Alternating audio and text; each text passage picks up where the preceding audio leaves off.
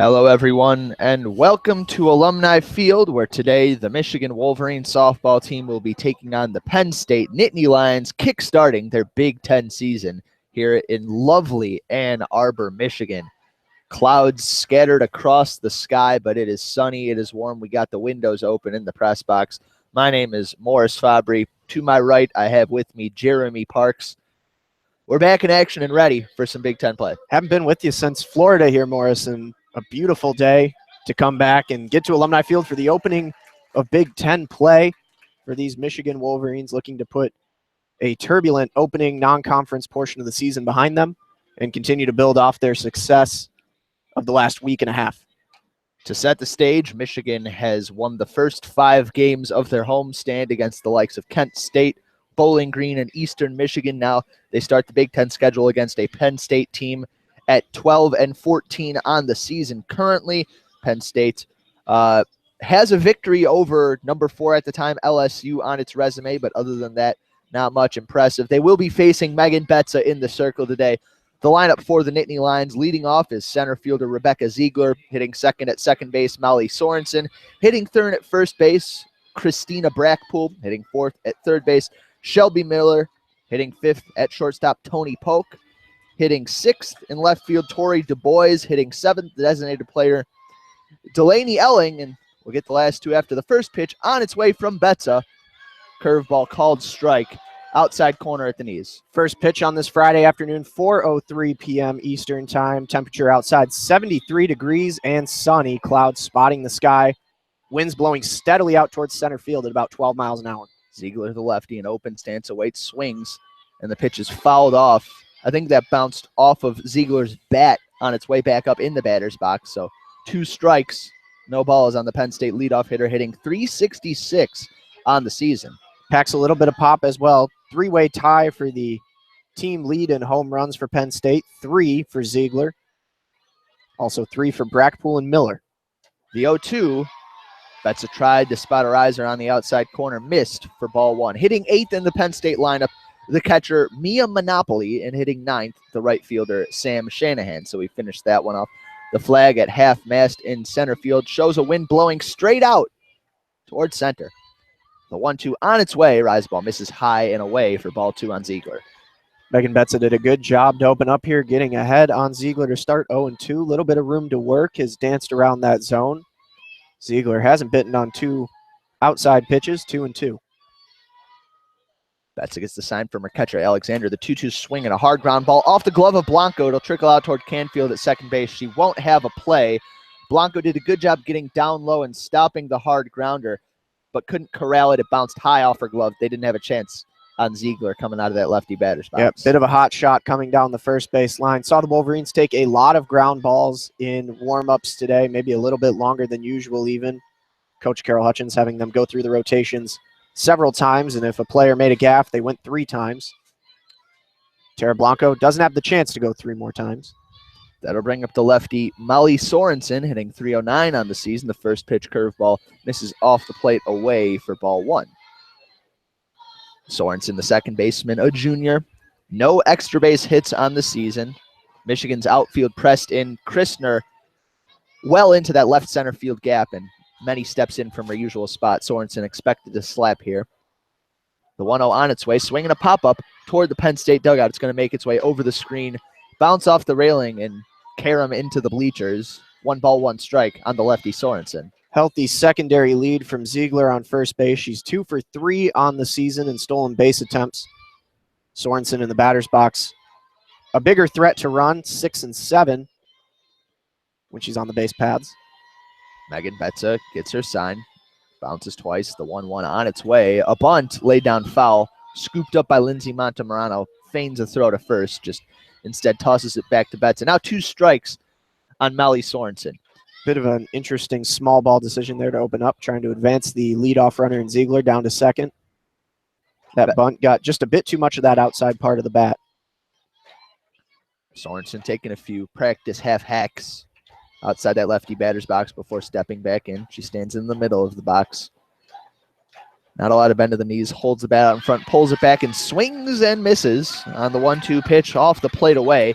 Betsa gets her first out of the game, and it comes, no surprise, via the strikeout. Megan Betsa now with 171 of those on the year in just under 95 innings pitched. Absurd. The numbers are extremely high. 36 walks, paling in comparison to 171 Ks. The first pitch to Christina Brackpool, a tall righty with an open stance, is a curveball in there on the outside corner for a called strike one. Brackpool hitting .341 on the season, 4 doubles, 3 home runs, 14 RBI. She rocks back onto her back foot. The 1-1. Looked like a rise ball just missed high. The count even at 1-1 on Christina Brackpool, the senior. The vast bulk of Penn State's offensive firepower comes in the first 5 spots of the order. Not a lot of production down 6, 7, 8, 9, but Brackpool right in the middle of that set.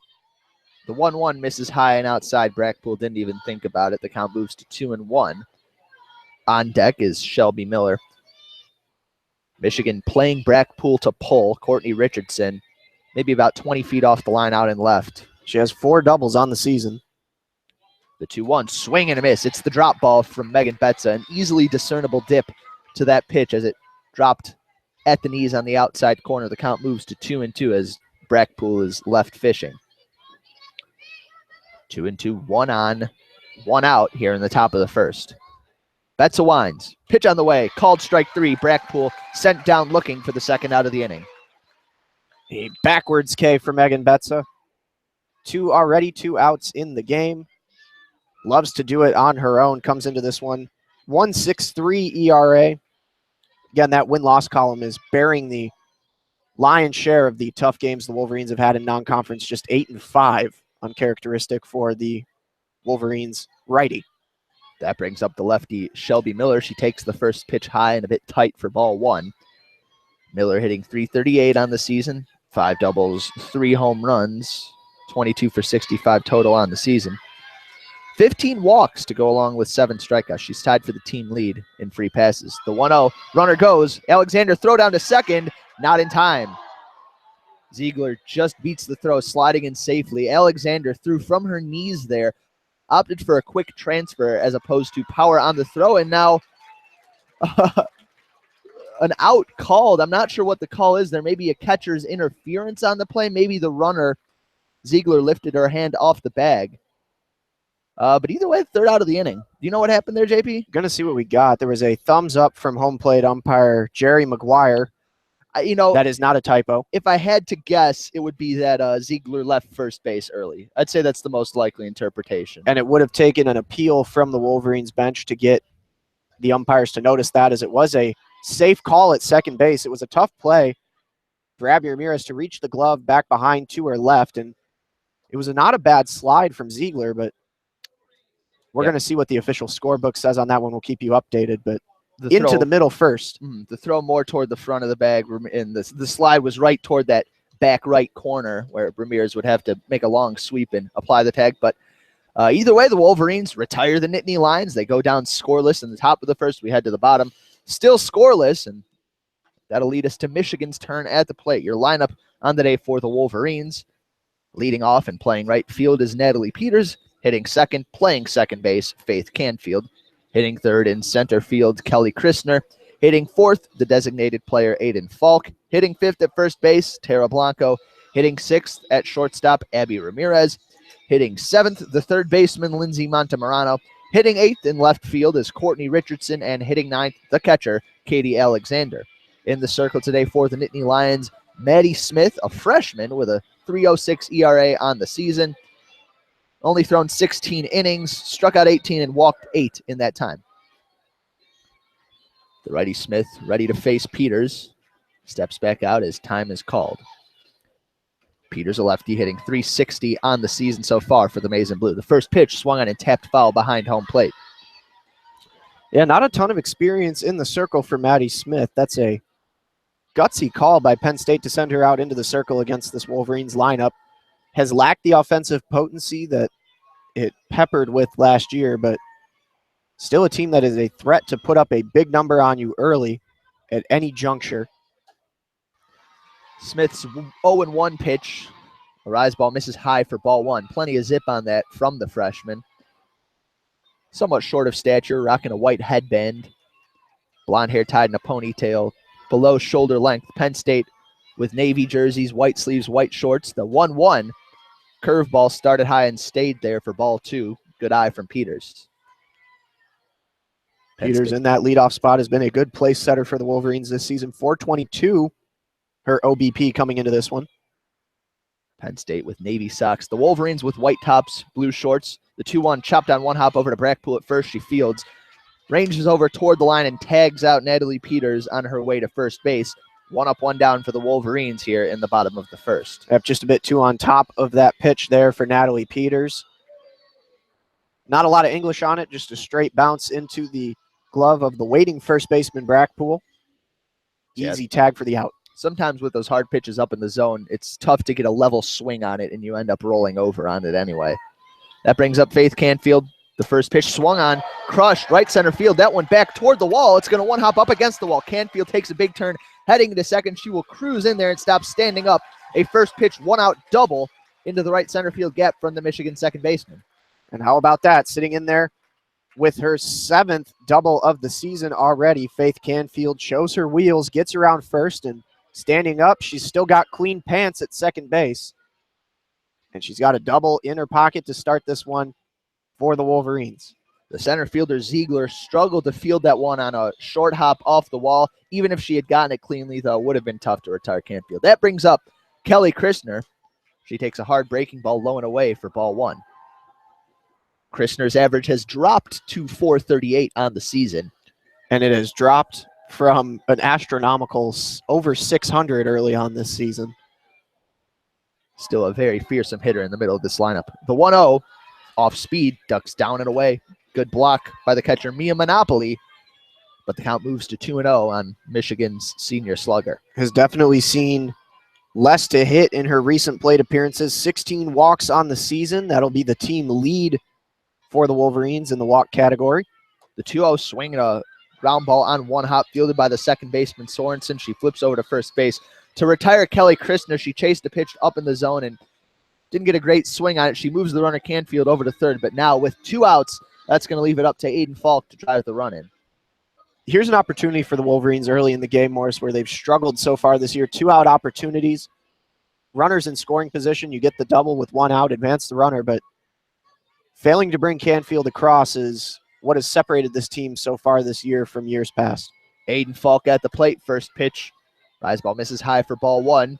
Falk hitting .347 on the year, has had a recent string of extra base hits. Has been a real solid bat. She's earned that cleanup spot and now looking to make good on it. Today's designated player also has the team lead now in RBIs with 24.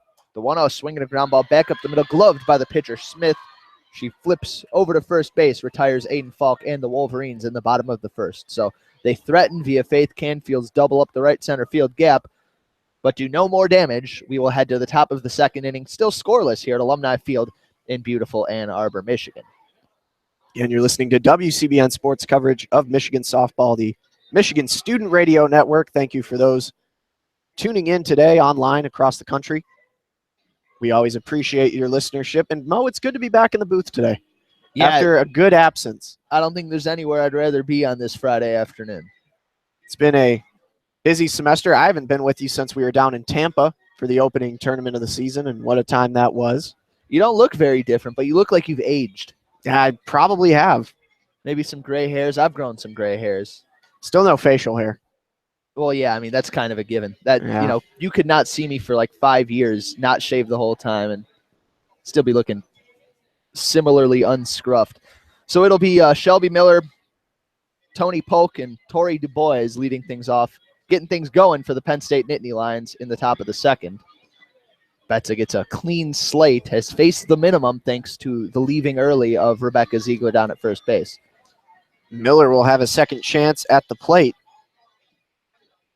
I don't know if I'd want a second chance against Megan Betza, though, to be fair. Well, take all the chances you can get if you're Penn State, sitting at 12-14, going up against a 19-7-1 Michigan Wolverines squad. First pitch on its way from Betza. Drop ball swung on, rolled over, chopped foul down the first base line. Blanco fields it and almost hits a Penn State assistant coach. in the first base coaching box. The ball stuck in her hand a little bit too long, and she just chucked it into the ground. Yeah, look for Tara Blanco to settle in here. Had the miscue on the grounder to first base in the top of the first inning, just trying to settle in. Betza winds the 0-1. Rise ball misses high for ball one. Ray Fisher Stadium sitting across the way here at the Wilpin Complex, unused at the moment. Looking forward to some of those back-to-back games. Betza comes set. The 1-1 on its way to Shelby Miller. Curveball flat curved on the outside corner for a called strike two. Miller, in addition to being a good hitter at the plate, also smart-minded. She's got 15 walks on the season. Not much of a running threat on the base pads, though. The 1-2, Betza tried for the lower outside corner, just missed with probably a low rise ball, and the count evens at 2-2. Megan Betza looking in control with her stuff. She has fished around a little bit with some of these early hitters, but already 2 strikeouts to her credit. Miller, a lefty with a wide stance. She stands at the very back of the batter's box. The 2-2 swing and a miss. She goes down on strikes, almost interferes with Katie Alexander's flip down to first base. The Wolverines go around the horn, and that is Megan Betza's third strikeout through the 4 batters she's faced to start this game. Yeah, Alexander gave a little extra tag there for good measure as Miller walked back to the dugout. Reaching out for a pitch off the plate away. That brings up the shortstop, Tony Polk. First pitch, curveball misses low, maybe a bit outside for ball one. So yeah, your umpires on the day today, I never established it, but behind home plate, Jerry, spelled Geri, McGuire. Down the first base line, Laura Head, and at third base, John Baca. Get ready for a lot of Jerry Maguire quotes. The 1-0 swung on and fouled back to the screen. A drop ball that Megan Betza left up in the zone, but Polk couldn't take advantage. The count moves to 1-1. I haven't seen that movie start to finish, JP, so anything you throw out there is going to be missed. It's going to go right over. I'll markate it. Just for the listeners as well. There's going to be a few that I guarantee you've heard before. The 1-1, swing and a miss. Another drop ball. That one, Betza tucked down below Polk's hands, and the count moves to 1-2. Is there going to be any you complete me's? You had me at hello. See, I told you knew some of the quotes. Well, yeah, I mean, everybody knows that. But that doesn't require watching the movie anyway.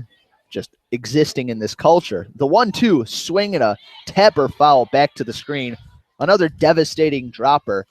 That one even lower and farther inside. I don't know how Polk got a piece, but the at-bat stays alive at 1-2. Alexander and Betza working in tandem. Oof. I told you, it's a little rusty. It's been a while. Voice cracks are going to abound today. The 1-2 yet again, swing and a miss. Betza just kept digging deeper and deeper with the drop. That one in the dirt, a fine block by Katie Alexander. She tags out Polk, and that's Megan Betza's 4th strikeout through 5 batters in this game. Yeah, pulled the string, ripped the floor out from underneath it as it went right into the basement. Subterranean into the dirt, and the tag applied for yet another strikeout. That brings up the righty, Tori DuBois. The first pitch from Betza. Curveball called strike thigh high, outer half. DuBois, a sophomore, playing left field today, hitting .254 on the season. 1 home run, 10 RBI. This is that break I was discussing between 5 and 6 in the Penn State lineup. This is where the offensive production begins to drop off here. Big swing and a miss. Betza blew it by her. A rise ball up in the zone. The count moves to 0-2. Jerry McGuire saying she got just a little piece of that one. Not that it matters, but quick shave off the bat. Foul tip into the glove. The count 0-2. 2 outs. Nobody on for the Nittany Lions. Top of the second. Betza winds and delivers. Curveball just misses off the plate away. Betza took a couple steps toward the dugout. Wanted the call. Not going to get it. DuBois, a righty, stands tall in that batter's box. Holds the bat high above her head. A relatively wide stance. More toward the back than the front of the box. A squared stance. Her feet forming a line out toward Betza. The 1-2 on its way, swinging a line drive center field. That one's going to drop for the first base hit of the game for the Penn State Nittany Lions. It's a 2-out single for Tori DuBois. Well, I was just about to say it. DuBois is the least strikeout-prone hitter in this Penn State lineup. She's only struck out 6 times on the season. Refuses to go down with 2 strikes to her name and knocks one into center field for the first hit of the game for Penn State. Sometimes the difference comes in the margins. Megan Betza misses out on a strikeout looking by probably an inch or two. Next pitch gives up a single. Penn State a chance to start a 2-out rally, and that brings up Delaney Elling. Betsa winds the first pitch. Curveball misses off the plate away, maybe a bit high to Elling. Elling, a righty. Designated player today, a freshman, hitting .210 on the year. However, she does have 2 home runs. Despite that low average, she's got 15 walks as well. And now a quick meeting between Katie Alexander and Megan Betsa. Little handshake, and back behind the plate goes Katie. We had the two of them interviewed for our podcast, this week's edition. Some interesting comments in those interviews. The 1-0 on its way to Elling, swinging a pop-up behind the infield. Could prove to be trouble, but Peters comes on, calls for it, and drops the ball. She comes up throwing for the infield, gets it home. No run will score, and now a rundown between first and second. They have Elling trapped. She scampers back to first base and will get in safely, so no run score. Peters recovers quickly from her jab, but the inning continues, and again, this game can be won or lost in the margins. 2 breaks that don't go the Wolverines' way. This one, kind of a self-made jab from Natalie Peters. And now the Nittany Lions have runners at the corners with 2 outs. Well, I'll tell you this much. The sun has been gone from the Ann Arbor sky for a hot sec, and Natalie Peters has her sunglasses on out in right field. It looked like maybe she was having a little bit of trouble with the sun as she had the shades down, but again, that's just a miscue. She had it in the glove, just couldn't squeeze it shut as that one popped right out. That's going to bring up Mia Monopoly, the junior catcher. The best name I've heard in a while. First pitch for ball called strike. Outside corner thigh high. Monopoly a righty hitting .244 on the season. Stands more front of the box. Pretty standard stance. Not a lot of bend to the knees. She rests the bat on her right shoulder. Now lifts it up about 45 degrees to the ground. The 0-1. Curveball off the plate away for ball 1. Already 2 errors on the game for the Michigan Wolverines. Uncharacteristic stuff. We'll see if Betsa can power through it and battle out of this jam. 1-1 the count. 2 on, 2 outs. Betsa delivers. Swing and a miss. It's a drop ball on the outer half. And Monopoly way out in front. Betsa pulled the string, as is her wont. Uncomfortable swing there from Monopoly. Megan Betsa trying to get yet another strikeout here. Betsa winds. The 1-2. Swing and a miss. Monopoly down on strikes. Do not pass go. Do not collect $200. Back to the dugout for Mia Monopoly. Yeah, she'll take the short line back to the dugout there. Good drop ball from Betsa, low and out of the zone. I liked yours better than I liked mine. I'll had it brewing in the works, but I was trying to think real quickly, but I had to call it the action too. That's my excuse. There's more to come. So Betsa works her way out of a jam created by her own team as much as by the Nittany Lions, overcomes an error from Natalie Peters, and records strikeout number 5 on the game through 2 innings. So the Wolverines and Nittany Lions still scoreless in the bottom of the second. So as I was saying, we did have Megan Betsa and Katie Alexander on our most recent edition of East of the Rockies, our Michigan softball podcast. And you didn't have me. Didn't have you on there, thank goodness. I was absent this week. But you can find those episodes on SoundCloud or on iTunes. We'll get them up on YouTube pretty soon, too. I think that's in the works. Yeah, SoundCloud doesn't like to let you have a whole lot of storage space, so we've had to delete some of the old episodes. But, folks want to go back and listen to the early days of EOTR, and they're going to have that right. We got some fun episodes, and we got some good interviews on there, too. But anyway, the reason I brought up the more recent interviews is because we interviewed both Megan and Katie Alexander. And in Kev's interview of Katie Alexander, she mentioned that, or she talked a bit about the content of those mound visits, and she mentioned that both she and Betsa do yoga together. So sometimes when she comes out there, she's just telling Betsa to breathe, to compose herself if she sees something off kilter out there. Great technique I learned from a yogi in the mountains in Nepal. In one nostril, out the other. It's a fascinating meditative breathing technique. I want to hear that full story in detail about how you met a yogi in the mountains of Nepal. First pitch to Tara Blanco from Maddie Smith. Curveball outside corner, called strike at the knees. Student, softball commentator, international man of mystery. Is that where you were for the podcast? No, that was just some schoolwork. The 0-1. Rise ball misses high for ball 1 to Tara Blanco. She's hitting .206 on the season, an OBP of .389. I don't think home runs count in favor of your on-base percentage, so that's why it would have dropped in yesterday's game as she hit her second of the year. The 1-1. Breaking ball ducks low for ball 2. Yep, the rare 2 midweek game for Michigan. Juggling around that game against Bowling Green that was supposed to be last week, canceled, brought into this week. 2-1 on its way, swinging a grounder back up the middle, knocked down by Smith in the circle. She picks it up and flips it over to Brackpool at first for the first out here in the bottom of the second inning. Michigan's hit a couple ground balls right back Smith's way, and to her credit, she has exhibited that PFP, pitcher perfect fielding position, that you learn in pitcher's fielding practice for 2 outs out of the 4 that she's recorded. Is that a Dick Vitale thing? No, that's PTP, a primetime player. Ah, got it. Primetime performance, something like that. That'll bring up Abby Ramirez.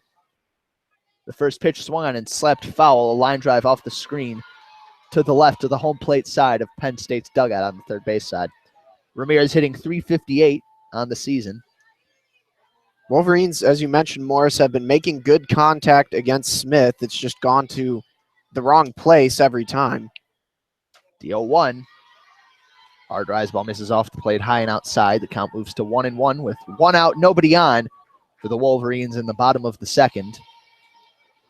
No runs, 1 hit, no errors for the Nittany Lions. No runs, 1 hit, and 2 errors committed by the right side of Michigan's defense, Tara Blanco and Natalie Peters in the first and second innings, respectively. Quick circle visit between Brackpool, Smith, and Monopoly. That is a great name. The 1-1, swinging a pop-up line drive, gloved by the third baseman, Shelby Miller. She had to rise out of her crouch and not really jump to grab that one, but used her frame to the fullest extent to snag that one out of the air. So 2 up, 2 down for the Wolverines in the bottom of the second, and that's going to bring up Lindsay Montemarano. Monty comes into this one back in the 7th spot, hitting .296 on the year. Up since her opening season appearances. First pitch from Maddie Smith. Curveball misses off the plate away for ball 1. Yeah, Monty started off the season 0 for 11. She's come a long way since then. She's got 3 extra base hits out of the 16 total she's recorded. Split some time with Taylor Swearingen, but I think she's regained that starting spot with emphasis. The 1-0 hard curveball in there at the knees for a called strike 1. This is where Monty in the past has shined 2-out offense, keeping innings alive, starting rallies for these Wolverines. Smith winds the 1-1. Curveball off the plate away for ball 2. And Smith's done a good job mixing speeds, changing the eye levels. Doesn't have a true drop ball, a true hard off-speed pitch from what we've seen. But she's been able to keep these Wolverines off balance, and really only Faith Canfield has made solid contact off of her. And that was one of the few pitches she left out over the plate. The 2-1 swung on and golfed out of the lower part of the zone. It gets up into the swirling winds here at Alumni, but Sorensen, the second baseman, settles under it after taking a few steps to her right. Makes the catch, and that will end the inning for the Michigan Wolverines. We head to the top of the third, still scoreless here at Alumni. The start of what looks like a pitcher's duel between the senior Megan Betza and the freshman Maddie Smith. Listening to WCBN sports coverage of Michigan softball. Glad to be with you. Putting us in your homes, your car stereos. Sweet sounds of Alumni Field coming in on a beautiful Friday afternoon. Temperatures in the mid to low 70s around Ann Arbor. It was somewhere around 35 degrees yesterday. Feeling pretty good. Yeah, this weather, however, expected to herald some more tumultuous forecasts. I think there is rain expected at least either tomorrow or Sunday. We still got 2 more games to get in, and we will be bringing you coverage if and when those games are played. You can listen on our YouTube channel or at WCBNsports.org, our blog, which features our broadcasts, our podcasts, and plenty of actual writing. A lot of good blogs going up recently on the MGO sports page. I almost said MGO blog. That's so habitual. The WCBN sports page. God, they're so good, though. A lot of talented writers on it in our own right, I would say. For sure. Not paid. Also got to give a shout out to the Michigan Daily. They've done an exhaustive job covering this team this season. A lot of good content with them. They had some fun interactions on interview days as well. First pitch to Sam Shanahan from Megan Betza. A swing and a miss.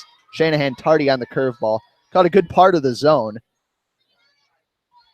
Shanahan, a senior right fielder, hitting .255 on the season. She bats from the right side. 3 extra base hits, no home runs. A wide stance, holds the bat parallel to the ground on her right shoulder. The 0-1 from Betza. Off-speed pitch misses just a bit low for ball 1. Betza in search of that 6th strikeout of the game to open up this inning. 1-1, nobody on, nobody out, top of the 3rd. Betza winds. The pitch to Shanahan, drop ball. Don't know where that missed, but it missed, and the count moves to 2-1. That's a good pitch if you're Megan Betza. Get the call or not. That's putting it in a difficult spot for Shanahan to get at. A little off-speed drop. Got to earn that benefit of the doubt, though, from the home plate umpire, Jerry McGuire. The 2-1 on its way. Curveball called strike. Good part of the outside half for a called strike 2. I was trying to turn that into a help me, help you sort of thing, but given the impartiality that umps are supposed to demonstrate, it would have been hard to work it in. I'm really stretching today. It's the first game of the weekend. Still got time to round into form. 2-2 the count on Shanahan. Betza winds. Pitch on the way. Drop ball misses high and outside, and the count moves to 3-2 on Sam Shanahan. Time for Megan Betza to show Katie Alexander the money here. Drop one in. Full count. Betza yet to issue a free pass today. It's something that's plagued her throughout the season, though less so as of late. She gets the sign. The payoff pitch, swinging a foul ball on the right side, in off the hands of Shanahan. A barehanded attempt made by a nameless Wolverine whose jersey is hidden by the dugout as it bounced off the screen. So we'll reset. Shanahan fouls off the 2-strike pitch, and the count remains full. Shanahan 6 walks to go along with 9 strikeouts on the season. The Michigan defense shading her straight away. Betza bounces once, bounces again, gets her sign. The 3-2 on its way. Drop ball called, strike 3. Shanahan goes down like a house by the side of the road. Call window shopping for the first out of the inning for the Nittany Lions. Make it 6 for Megan Betza in the game already. Out of a possible 7, 6 have come from the K. She's getting the job done. That is for sure. That's going to bring up Rebecca Ziegler in the top of the lineup. Ziegler reached on an error by Tara Blanco, her first plate appearance. First pitch, she shows bunt, pulls back. Rise ball starts low and stays low for ball 1. Ziegler back to start it off again here. Had an infield reach on an error. Tara Blanco fumbled the ground ball in the opening at bat of the game. The 1-0. Curveball catches the outside corner at the knees. That's a beautiful pitch to establish the zone and get the first strike against Ziegler, boasting a .411 on-base percentage this year, 15 strikeouts, 6 walks for her. The infield in at the corners. Monty about 7 or 8 steps in down the third baseline. Blanco a little farther back on first base side. The pitch is swung on and fouled high off the screen over the Penn State dugout on the left side. The count moves to 1-2 on Rebecca Ziegler. So Betza not quite as dominant as she was against the Golden Flashes, but that's a pretty high standard there. Only given up 1 hit so far in this game. Michigan also has 2 errors already, so Megan Betza doing a lot of the work on her own.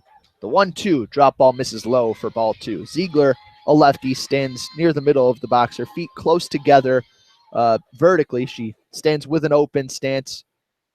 Her back leg has barely any bend in it. Her right leg extended out in the bucket, as a batting coach would say. The 2-2 on its way, swing and a miss. Rebecca Ziegler down on strikes, and Megan Betza has 7. She got one for you for each day of the week, Morris. Put 7 in the strikeout column for Megan Betza. Gotta love it. It's just so routine for her at this point. Routine for me, too. I'm glad I got that call back in. It's been a while. I was waiting for it. That brings up Molly Sorensen, the junior, 0 for 1 with a strikeout on the game. The first pitch from Betza. Curveball couldn't quite catch the outside corner, and the count moves to 1-0 on Sorensen. Betts' arsenal largely consists of a rise ball, a drop ball or changeup, and a curve ball. She said she occasionally mixes in some other pitches, in certain situations, but she wouldn't tell me what those were. The 1-0, that's a rise ball over the plate for a called strike one, a get me over pitch. Got to hone those interview skills. Got to get the answers. No, she said she was hiding those, to keep an element of surprise in there out in the circle. You never know who's going to listen to our podcast, JP. The scouts are going to be all over it. The 1-1 on its way, swinging a tapper over toward Monty, gloved on one hop. The throw over to first is in time. Lindsay Montemurano at third base was positioned very far in. She had to react quickly to a tough hop, but the flashy glove work routine for Montemurano down at third base. Headed into the bottom of the third now on WCBN Sports coverage of Michigan softball. The wind still continuing to push out heavily towards center field. Good opportunity, since you brought it up, to give a quick plug for the podcast. East of the Rockies, me, Morris Fabry, Kevin Klein, bringing you all the Michigan softball action throughout the season. New episode drops pretty regularly every Thursday or Friday. Got interview content, a lot of discussion going on. Feel free to subscribe on iTunes, follow on SoundCloud, and soon to be updated, check out the archive on YouTube. Really solid attendance at this game today. Yeah, pretty good. Maybe a little less than what you would expect for a mid-season Big Ten game with this kind of weather, but I think most people, when they plan to go to a softball game, they wouldn't plan to do it in mid-March because you wouldn't expect this kind of weather. It kind of hit us out of nowhere, out of the blue. Well, the sunshine has brought them out. Got my parents here for the first time ever today. Too bad they can't listen to the call. For 3 years of calling softball, I've never actually got them to a game here. And boy, did they pick a day for it. I mean, my parents live closer than yours, and they haven't been out here either. We're terrible children. Made the little jot from Grand Rapids. Courtney Richardson leading things off for the Wolverines in the bottom of the third. She will be followed in the order by Katie Alexander, and then the top of the lineup in Natalie Peters. The Wolverines offense largely dormant so far. Faith Canfield's double in the first inning, the lone action we've seen out of them. The first pitch from Maddie Smith swung and chopped on a couple hops over to Polk at short. Long throw to first, scooped out of the dirt by Brackpool. A fine play from the Penn State first baseman to retire Courtney Richardson for the first out of the inning on the first pitch. And his first time through, the Wolverines trying to get a beat on what Maddie Smith is offering. It's been tough going so far. Just the one Canfield double off the wall. The only one who has really barreled up on Smith thus far. Early swings in the at-bats are stymieing the Wolverines. A lot of ground ball outs. First pitch to Katie Alexander. Rise ball in there for a called strike one. Splits the plate, and why not try for a first swing when Smith has been pounding the zone? Has yet to walk any Wolverines, and the Wolverines haven't really come close to reaching base via the free pass either. The 0-1 rise ball misses high for ball one. Just a matter of when she pounds the zone, timing it up.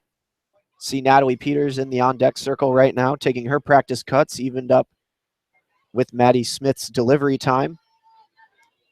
Alexander, the righty catcher, hitting .302 on the season. The 1-1 curveball misses off the plate away, and the count moves to 2-1 on Katie Alexander. Hitting .302 so far this season for the Wolverines. Behind the plate defensively today. Hit a mammoth shot to left center field in the Wolverines 7-1 victory over Bowling Green on Tuesday. The 2-1, big swing and a miss. Alexander cuts underneath. Well, she tried to take that one all the way back to the outfield camera deck of Ray Fisher where she put the other one the other day. Can't do it all on one swing. Got to gradually get there. Though the wind will be of assistance today. Absolutely. Still blowing pretty hard. It was about 12 miles an hour at game time. I'm guessing that jacked up a little bit. 2-2 swung on, high fly ball right field. That one heading back toward the track and settling right in front of the wall to make the catch is Sam Shanahan, the right fielder. Looked to be a pretty harmless pop-up off the bat of Alexander, but that wind gives it a jolt. She got the wind, and she got plenty of power under it. Shanahan just a few feet away from having to brace against the wall and make a leaping grab. As it stands, it's a long out in the second of the inning for the Wolverines. Still only one base runner on the game. Natalie Peters going to try to start a two-out rally here in the bottom of the third, restarting the top of the lineup for the Wolverines against the freshman Maddie Smith, whose ERA now sits at .263 on the season. Second time around now with Peters hitting for the Wolverines. First pitch, backdoor curveball in there for a called strike thigh high to Peters. See how they come back at the second chance here. Peters grounded out on one hop to Christina Brackpool down at first base in her first at-bat of the game. Smith winds. The 0-1 tried to find that same spot on the backdoor outside corner. Misses, however, off the plate for ball one. That's another very close pitch there. Held for an extra beat by Mia Monopoly. To no avail. I'm really disappointed that we haven't come up with more. The 1-1 swinging a ground ball up the middle, fielded on one hop by the second baseman Sorensen, flips over to first and retires Natalie Peters. So for the second straight inning, the Michigan Wolverines go 1-2-3. We head to the top of the fourth. Quick pace to this game. Nobody's getting on base. It's still a pitcher's duel. Scoreless here at Alumni Field in beautiful Ann Arbor, Michigan. And not just a pitching duel, but both teams really playing themselves out with some early ending at-bats. Penn State could say had the best opportunity so far off the gaff in right field from Natalie Peters, the dropped fly ball, unable to capitalize. Yeah, no walks, no hit by pitches today. Wolverines had Canfield on second base with one out. Christner advanced her to third, but nothing doing. And other than that, this game has been very quiet. Megan Betza has kept it hushed on the Wolverines' end, but Maddie Smith has proven a worthy arm in the circle for a freshman pitcher for Penn State. Two different methods, both 3 scoreless innings with 1 hit surrendered and no walks. Betza, however, has thrown 50 pitches. Her pitch count exacerbated by a couple of errors and the fact that she's recorded 7 strikeouts. Forever through and through a strikeout pitcher is Megan Betza, whereas Maddie Smith has taken more of the ground ball merchant side of it today. Yep, no strikeouts for Smith. 7 hitters out of 9 in this Penn State lineup with 1 strikeout apiece. Tori DuBois and Delaney Elling, the only ones not to go down on strikes. The first pitch to Brackpool, who, you guessed it, struck out looking her first at-bat, swing and a miss on a drop ball low and away. Brackpool still poses a power threat for the Nittany Lions, has 4 doubles, 3 home runs on the season. Betza working quickly. She's in a rhythm. Rocks back, the 0-1 on its way. Curveball called, strike at the knees. Good spot there. Quickly ahead in the count on Brackpool, 0-2. And being a strikeout pitcher doesn't necessarily mean you have to sacrifice pitch economy. Betza's pounding the zone and just getting ahead on everyone. She winds. The 0-2 to the righty Brackpool. Swing and a miss. A drop ball ducks down into the dirt. Alexander scoops, tags out the runner, fires to first base anyway. And that is number 8 for Megan Betza. Already the 8th strikeout of the game. Unbelievable pace so far for Megan Betza. Yet again, it's just going to be another one of those games for Megan Betza in the circle today. That'll bring up Shelby Miller, the lefty third baseman. First pitch she sees, rise ball misses high for ball 1. So before that, Betza had thrown 8 first pitch strikes to 12 batters faced. Now 8 for 13 in that department. Still an effective rate. Not bad at all. She gets the sign, winds, the 1-0. Curveball low and away, and she calls Katie Alexander out to the circle. Exchanging some brief words. Miller a strikeout swinging her last at-bat. She's got 15 walks to go along with 8 strikeouts. Well, and as you brought up earlier, Morris, it could have just been some yoga breathing techniques. You never know. Betza not particularly close with either pitch. We'll see what she comes back with here. Miller a wide stance toward the back of the box. Awaits the 2-0. A drop ball bounces on home plate. It's blocked by Alexander, but the count now moves to 3-0 on Shelby Miller, and Alexander comes out from her crouch to yell some words to the infield. Precarious situation in terms of the 3-0 count for Megan Betza so far this afternoon. Don't believe she's relinquished a walk yet. The 3-0. Fastball right down Broadway for a called strike 1. Looking to battle back. That's a good get-me-over pitch in the 3-0 count. Obviously, Miller is not going to be given the green light here. The senior lefty, feet wide apart, weight evenly distributed, not a lot of bend in the knees. The 3-1 on its way. Drop ball up and in, almost hit Miller. She twists out of the way and trots down to first base with a 1-out walk here in the top of the 4th inning. Penn State trying to scratch across the first run of the game. Well, we're getting down to the lower end of the Penn State lineup. So looking for some hitters that are not quite as big in the stats columns. Try and scratch across a run here for Penn State in a game where they've been very hard to come by. That brings up Tony Polk. First pitch, drop ball, swing and a miss. Polk way out in front, trying to rip that one down the right field line. Michigan does not have her shaded to pull. The lefty shortstop still hitting .315 on the season. An aggressive secondary lead from Miller down at first base. Only one stolen base on the season. The 0-1 rise ball misses high. Alexander keeps taking that look down to first base. Hasn't thrown down yet. Shelby Miller standing on first. Only 1 for 1 on the season in the stolen base category. Not a real running threat, but we saw Penn State try it earlier. Ziegler was called out for leaving first base too quickly. The 1-1 drop ball, swinging a tapper foul off the glove of the catcher Alexander. The count moves to 1-2 on Tony Polk. Yeah, Shelby Miller. Shelby, an unlikely candidate to take second base here. Yep. And Tony trying to poke this one out into the outfield. Betza winds. The 1-2 to Polk. Rise ball misses well high. Tried to get Tony to climb the ladder there. Not going to chase that one. The count evens at 2-2 with 1 on and 1 out here in the top of the fourth. Again, Betza looking for her put-away pitch. Checks the wristband. Polk a lefty. Not a lot of action to her stance. Stands toward the middle of the box. The 2-2 swing and a miss. Tony Polk down on strikes. Number 9 on the day for Megan Betza, and she shows no signs of slowing down. Number 9. She's a beauty. Oh, that number 9. And it's just going to keep going from here. That's going to bring up Tori Du Bois, my mistake. 1 for 1 on the game. Single to center her last at bat. Big swing at the first pitch. A rise ball up and out of the zone. She got a piece and fouled it back to the screen. Du Bois, the left fielder, now up to 265 on the season. Penn State 0 for 5 with runners on base today.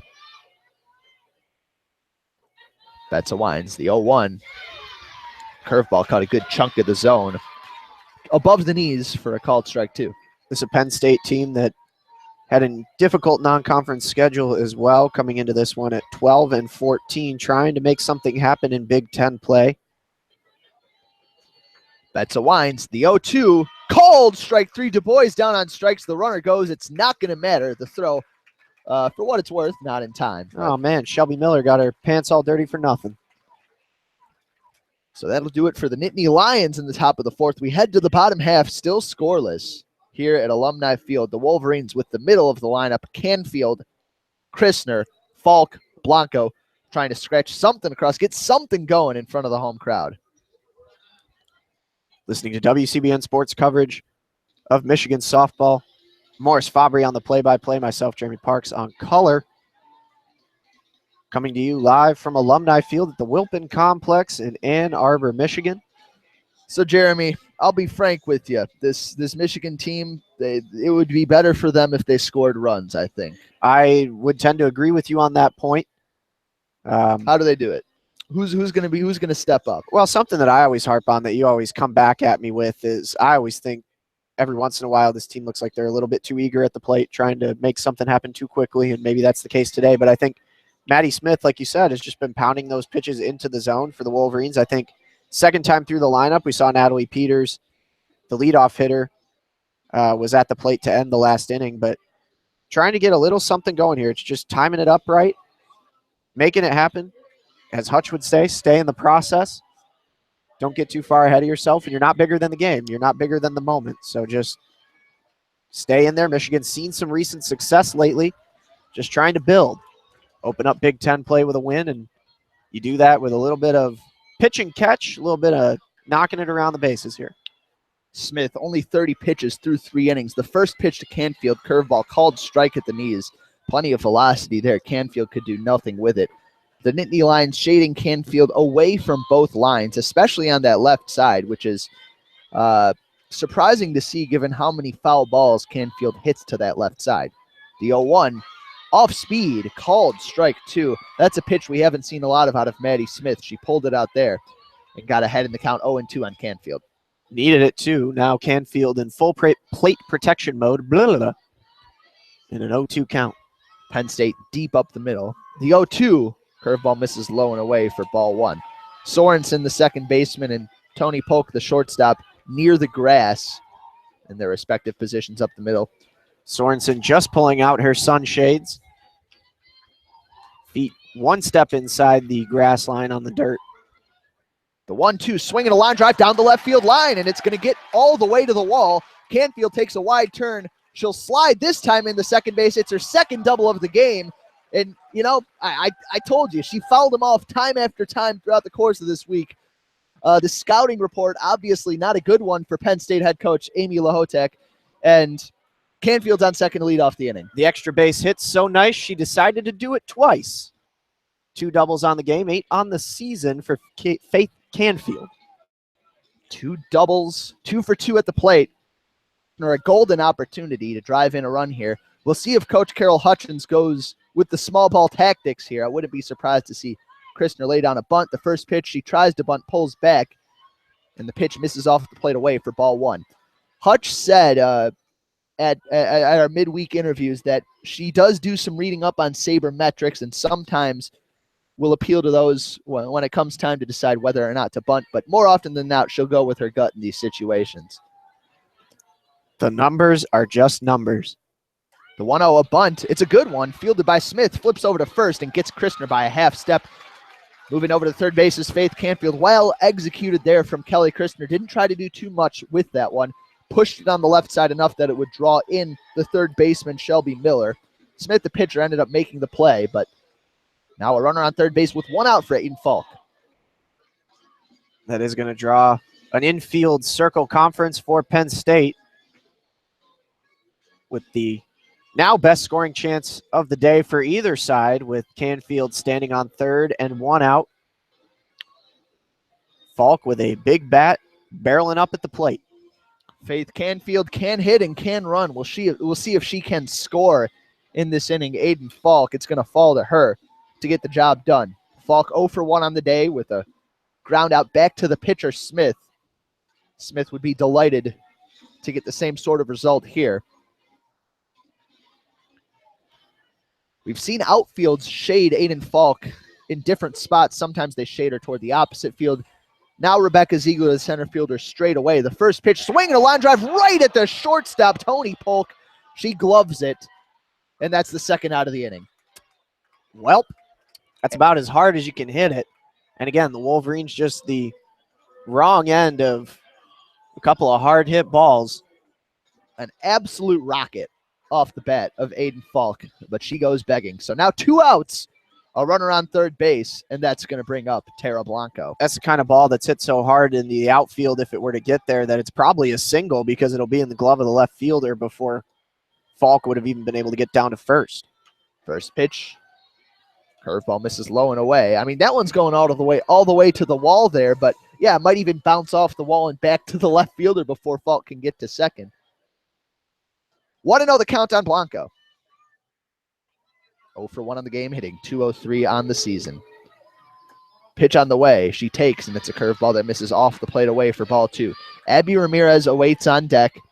Maybe not the best suited to RBI situations, but she has come up pretty big for the Wolverines in similar spots. Big chance for Tara Blanco to lift her numbers at the plate. .203 on the season after her ground out in the second inning. The 2-0 curveball misses low and away for ball 3. The count 3-0 on Tara Blanco. Despite that low average, she still has 19 RBIs over the course of this season. The outfield shading Blanco toward the opposite field. It seems like she's been working on pushing the ball toward that side. She takes the 3-0 pitch outside for ball 4. Blanco down to first base with a 2-out walk. The Wolverines now with runners at the corners and 2 outs in the bottom of the 4th. Abby Ramirez, the shortstop, at the plate. That's the 15th walk of the year for Tara Blanco. She'll sit just 1 behind Kelly Christner to tie for the team lead. And the field gets a bit smaller for the slapper in these situations with runners on base. The infield, of course, has to come in ever so slightly at the corners and up the middle. The outfield respecting Ramirez's slat power. She hit a soft liner over to Miller at third base in her last at-bat. Maddie Smith winds. The first pitch, she squares to bunt, lets it go. It's a delayed steal, and Blanco down to second base. So a strike to Ramirez, but now she has two runners in scoring position here with 2 outs in the bottom of the fourth. The infield and outfield in and shading toward the slap side, toward left field. Blanco down to second, doesn't change the positioning on the right side of the infield. The 0-1 misses high for ball one. Ramirez hitting only 167 with runners in scoring position on the season, albeit probably in a pretty small sample size, hitting 190 with 2 outs. Both of these teams yet to record a hit to drive in a run. The 1-1 swinging a ground ball up the middle, gloved by Polk at short. She fields, fires to first, and gets Abby Ramirez by a half step. A slick play from the Penn State Nittany Lions shortstop, and the Wolverines, despite a leadoff double, go down quietly in the bottom of the fourth. We head to the top of the fifth. Still scoreless here at Alumni on WCBN Sports' broadcast of Michigan softball. It's like we've got Muhammad Ali Abdur Rahman in the crowd down to our right.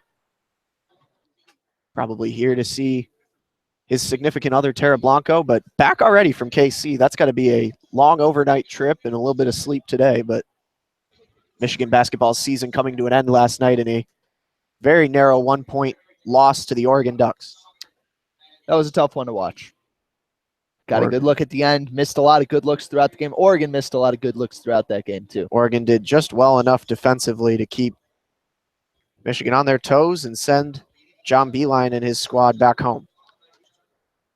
Assuming everybody comes back who's able to come back, this squad should reload and should be poised for a pretty big season next year, I think. Bringing in Charles Matthews, the Kentucky transfer who sat out all of this season. Should be a revamped look to the Wolverines lineup come next October. But that's not what's in front of us right now. Megan Betza, throwing a gem right now, has given up just 1 hit so far in this game through 4 full innings of work. Also has 10 strikeouts, double digits already in the K column. That is 2 available outs that have not been strikeouts for Megan Betza. The other 10 have been. She'll face Tori Elling, Mia Monopoly, Shanahan, the 7-8-9 hitters in the Penn State lineup to start the top of the fifth. Betza winds the first pitch, called strike to Tori Elling. Elling reached on an error by Natalie Peters. It was a pretty routine fly ball that Peters just let pop out of her glove. That's Delaney Elling. I called her Tori Elling. It's Tori Dubois, Delaney Elling, and Tony Polk in the middle of that lineup, in no order. The 0-1 misses high for ball one. All over the place. It is okay. It's been a long week. It's the weekend now, and it's pretty outside. And all the flowers are going to bloom soon, and the birds will chirp. Betza winds. The 1-1 to Elling. Curveball. Called strike. Good spin on that one from Megan Betza. Elling held the bat out in front, pulled it back, and let it go by. Yeah, that's perfect placement right on that inside part. So the count now 1-2 on Delaney Elling. Her average 206. The righty holds the bat high out in front. The 1-2 curveball just missed low and away. She got a sympathetic hop down by Tara Blanco at first base.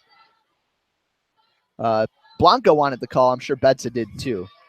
Blanco will have her turn in the circle this weekend, no doubt. The 2-2 on its way from Betza. Swing and a miss. The pitch dropped by Katie Alexander. It was a devastating drop ball. She throws down to first, but Elling wasn't even trying to beat that one out. Strikeout number 11 for Megan Betza. 11 is when you take a 1 and you put it next to another 1, but she's done more than just strike out 2 people. Astute observations from a color commentator. The first pitch to Mia Monopoly, swinging a foul off the glove of Alexander and back to the screen. Monopoly 0 for 1 with a strikeout, and now Megan Betza has struck out everyone in this Penn State lineup at least once. Nobody has been able to monopolize on any opportunities so far in this game. Still 0-0 here in the top of the fifth. Betsa winds the 0-1 swing and a foul back to the screen. Just a token offering from Mia Monopoly on that pitch in on the hands. The count moves to 0-2. You hear they're getting rid of the thimble. They're getting rid of some pieces, I've heard. They're getting rid of the thimble? If you were a piece, what would you be? I'm the top hat. I mean, my brother always went with the battleship. Kind of like the car, too. I dig the dog. Oh, yeah, I forgot there's a dog. No, never mind. Change mine. The 0-2 on its way. Rise ball misses off the plate away for ball 1. Jeremy racking his brain for more Monopoly puns as Mia Monopoly tries to start a rally here in the top of the 5th for the Nittany Lions. Yeah, we'll get there. Who have been largely flustered against Megan Betsa's dominant performance. Betsa winds. The 1-2 drop ball starts low and stays low. Good eye from Monopoly to let that one go by. And the count runs even at 2-2 as Alexander shouts out some words of encouragement to her righty hurler. Betsa, the primary half of the Peach and the Beach rotation. Betsa from Georgia. Tara Blanco from Huntington Beach will complete that half in tomorrow's outing, probably. The 2-2 on its way. Curveball just misses off the plate outside. Betsa wondering where that one missed. Trying to finish off Monopoly here, but Jerry McGuire not having it. It was held for an extra beat by Katie Alexander on the outside part of the plate. Full count. Betsa winds. The 3-2 pitch to Monopoly, swinging a line drive. That one's going to get down for a base hit. It's stopped out in right center by Natalie Peters. She relays to the infield. Monopoly emphatically clapping down at first base, trying to get her bench going. And she's got Penn State with a runner on and 1 out here in the top of the 5th. Roll to 12. That's a good little bit right there. Didn't roll a double, though. Did not roll a double. Doesn't want to risk heading to jail. She will head back to the dugout, however. Second hit of the game for the Penn State Nittany Lions. Pinch runner coming into the game for Mia Monopoly is going to be Jessica Hogg, the junior infielder. We don't have any base running stats on Jessica Hogg down at first base. But I think we can assume that she's capable at least. One could only hope. The Nittany Lions have been eager to test the arm of Katie Alexander today. That sets it up for Sam Shanahan, the number 9 hitter, 0 for 1 with a strikeout looking today. The first pitch from Betsa, curveball at the knees, called strike on the outer half. The infield double play depth. In at the corners. Looking to capitalize on the senior Shanahan. Betsa gets the sign as the wind picks up here at Alumni. The 0-1, a bunt, popped foul. It bounces in the dirt to the right of the chalk surrounding Katie Alexander. The count moves to 0-2 on Sam Shanahan. She's shown a propensity to bunt. Tried that in her first at-bat, too. It didn't go so well. Just getting underneath them on the bunts. Popping off the top of the bat. Getting a little bit of hang time and back to the netting. When you put as much spin on it as Betsa does, sometimes it's hard to square up. She shakes off a couple of signs. Now winds. The 0-2, swinging a pop-up down the left field line. It lands just foul. Got over the head of Montemurano and would have been trouble down that third base line. That one missed by about 6 inches to the left of that foul line. Lindsay Montemurano watched it go over her head and tail just to the foul side. That could have spelled big trouble for the Wolverines had that one dropped down the line. With a speedy pinch runner and Hogg down at first base. Betsy usually goes along with the pitched signs relayed to her through Jennifer Brundage. In that case, saw something, wanted to exploit it, and almost paid the price. Now the 0-2 curveball just misses. Another a bit close low pitch. inside. Yeah, very close from Betsa. Putting it in the right spots. Making Shanahan think. At the very least, changing the eye levels, changing speed. The art of pitching. Betsa winds. The 1-2 to Sam Shanahan. Swing and a miss. A curveball low and away. And Shanahan well behind.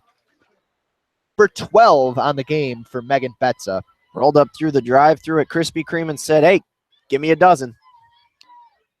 12 on the game. Looking for that baker's dozen as Ziegler steps back into the box. Rebecca Ziegler, the leadoff hitter, 0 for 2 on the day. Betsa winds. The pitch. Rise ball off the plate away for ball 1. Ziegler struck out in her last at bat after reaching on an infield error off the glove of Tara Blanco in the opening at bat of the game. The count 1-0. The pinch runner Hogg hasn't tried to take off from first base yet. Betsa winds. Pitch on the way.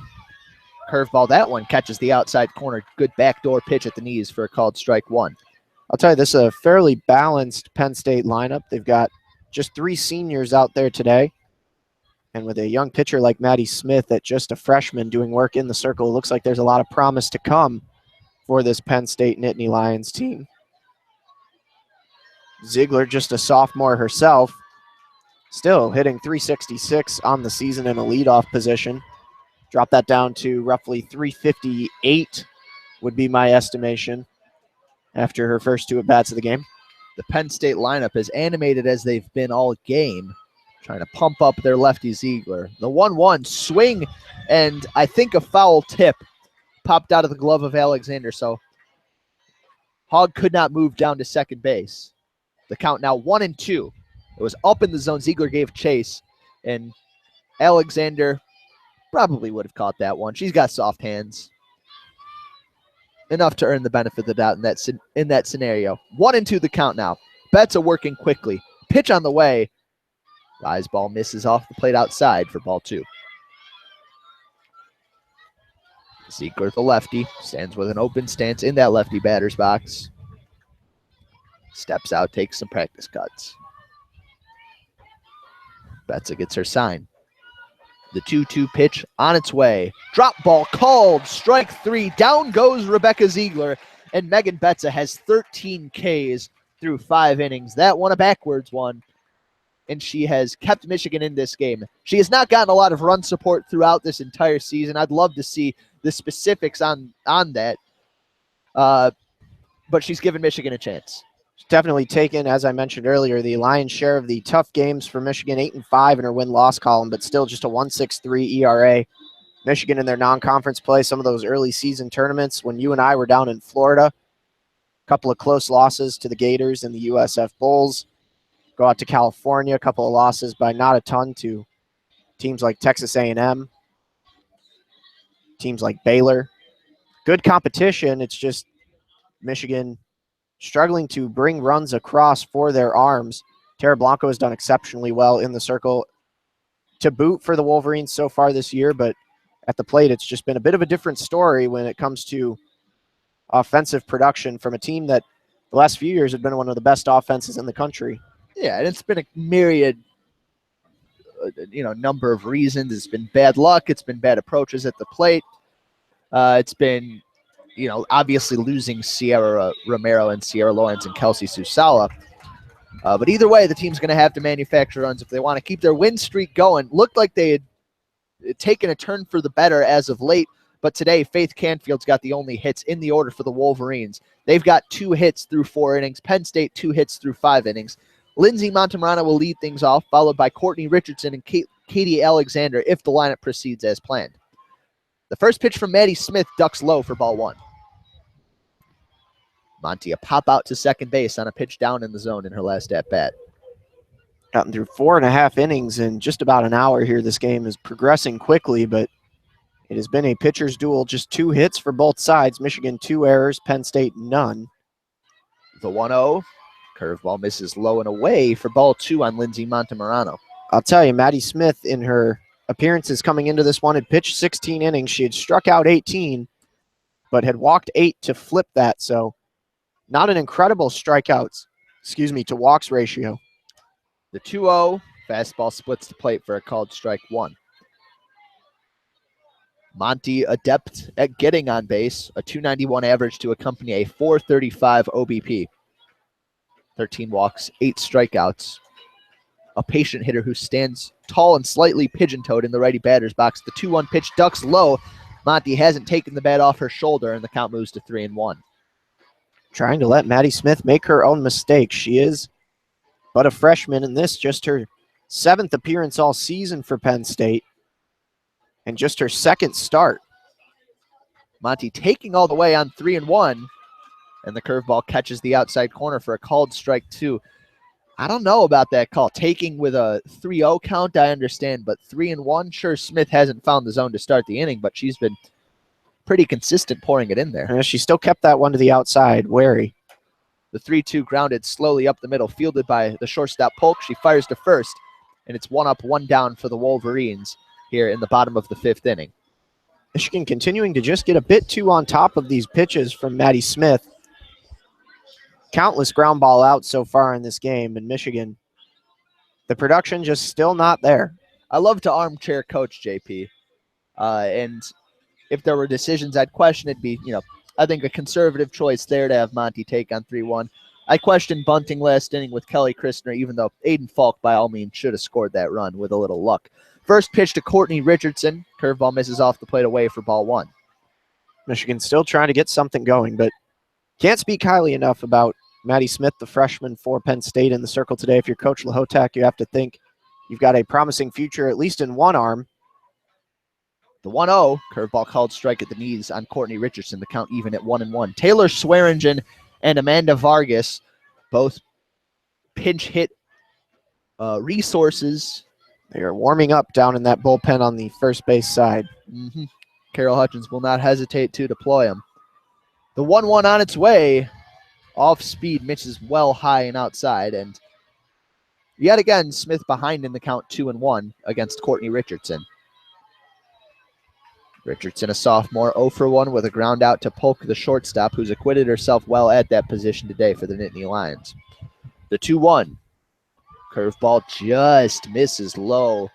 Tight pitch goes the Wolverines' way, and Richardson ahead in the count 3-1. Well, Monopoly tried to hold that one there for not just an extra beat, but 2. No dice from Jerry McGuire behind home plate. The count 3-1. The pitch on the way from Smith, Richardson taking all the way, and the count moves full 3-2. Do you like that one, no dice? I really did. Yeah. I don't like that these Michigan hitters are taking on 3-1 without even a thought to swing. Smith is locating them pretty well, but now you're in a 2-strike count. Richardson awaits. Pitch on the way. Swinging a fly ball. Left center field. That one back at the track, at the wall. That ball is gone. It's a 3-2 home run for Courtney Richardson, and she puts the Wolverines on the scoreboard. A moonshot to dead center, and the Wolverines take a 1-0 lead. Well, I'll tell you what, we've been mentioning throughout the broadcast that flag in center field, the American flag blustering out in towards center field, out away center field, I should say. The wind definitely gave that one an extra boost. It looked like Richardson maybe got just a bit too underneath that one, but that's her second home run of the year, and that is a big run in a game where Michigan and Penn State have struggled to come across anything. The first run of the game for either side, 1-0 Courtney Richardson. And really no hitter you'd rather see it from, given how the Wolverines have struggled to get offense out of that left field spot since Richardson's red-hot opening weekend.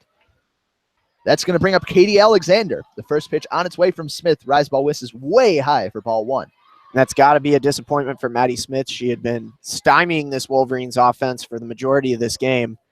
That home run, just the third hit that she's given up, and now down 1 run.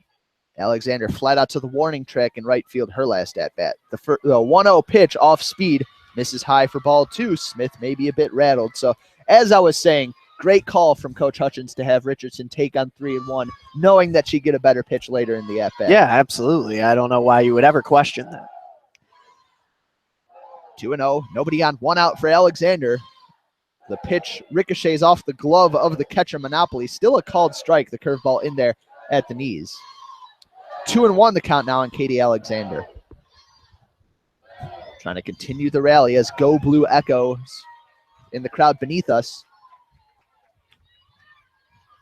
The pitch on the way, swing and a miss, a big hack. Alexander tardy, and the count moves to 2-2. Yeah, trying to do a Courtney Richardson there and put that one over the fence as well. Again, it's all about taking time. Richardson found her pitch, and again, I think she got underneath it just a bit much, but that wind picked it up and made it its own. The 2-2 swinging a rocket down the left field line, foul. It's going to bounce high off the end of the screen, the protective netting down the left field line, and bounce into the left field corner. Some action in the Penn State bullpen. Not sure who it is, but if I had to guess, I'd say it might be Marlena Laubach getting warm. have yet to see a number, however. 2-2 the count remains on Katie Alexander. The pitch on the way, swinging a fly ball right side foul into the Michigan bullpen. It will bounce. Alexander has fought off a couple of two-strike pitches. We saw with her home run against Bowling Green, that was about a 10-pitch at bat. She worked the count full, keeping it alive. We'll see if she can do the same here. The 2-2. Curveball misses high, and the count runs full on Katie Alexander. Now Michigan a bit more patient in their counts, doing a better job of fouling off close pitches and 2 strike counts. And that is the third 3-ball count of the inning. The 3-2 pitch from Maddie Smith, swing and a miss. Alexander down on strikes, chased one up, maybe out of the zone, but a close call. Either way, Alexander down swinging for the second out of the inning for the Nittany Lions. That'll bring up Natalie Peters, the sophomore right fielder, 0 for 2 on the game today. Faith Canfield, the hottest bat in this Wolverines lineup, awaits on deck. The infield and outfield in and shaded toward the slap side, at least in the outfield, against Natalie Peters. The first pitch from Maddie Smith, she takes, and the curveball misses just a bit high for ball 1. Third time around this lineup now for the Wolverines with Peters at the plate. Grounded out in her first at bat.